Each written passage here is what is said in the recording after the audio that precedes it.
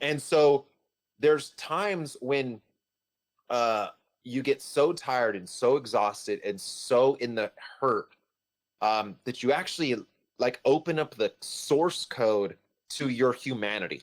Okay, super hippie, but just follow with me, right? You open up the source code and you can actually see things that you do that maybe you don't like. And you go, man, I don't know why I default to this. And you actually have a very rare moment, if you're in the right mental space, to change your source code of who you are as a person. Now that takes extreme fatigue and getting to a place where it's so uncomfortable. But like I would always complain when I first started doing hard things, man, the negativity that would start spewing from me. And I didn't really realize, but that was my default state, was to go to like excuses, to go to negativity, to like, and I would still get the shit done. But man, like, why is this like a fountain of negativity? And so then it took a few times to start realizing, oh, okay, this is just my body scrambling and fighting, right? Like, hey, I don't want to do this. I don't like this uncomfortableness. I got to stop. And so it was just, I could see, I opened the source code and I saw, okay, if I do these things like a math equation, negativity and excuses are produced.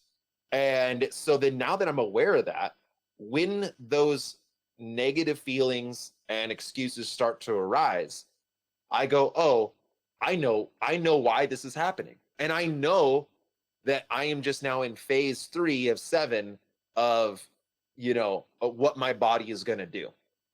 And so then, but again, like if you go back to the relationships, what do you do with all those negative feelings? You have to put them somewhere.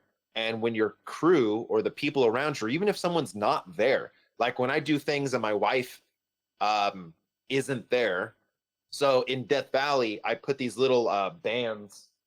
I have them somewhere close. Anyway, there's these little bands that I put on my bar, and there was a blue, a pink, and a camo. And so I would always touch them, and that was for my son, my wife, and my daughter. And even though they weren't there, I physically touched something on my bike that made me think of them. And so every time I was like, fuck this shit, dude, I don't want to do this anymore. I hate riding bikes. I hate everything. I would just look at that and I would think, when I get home and I'm going to tell them the story, what's that story going to be? Is it going to be that dad quit, that it was just too hard? And whatever the excuses are, the excuses could be great. But it doesn't matter. I don't want to tell them that story. I have a relationship with my kids and my wife that I feel like I need to come home with something positive. Also, my wife is home with the kids for 7 days in Death Valley, and I'm getting to ride my bike. So then it puts it into perspective of like, what is really hard, right? Riding your bike really isn't that hard when you look at all the dimensions.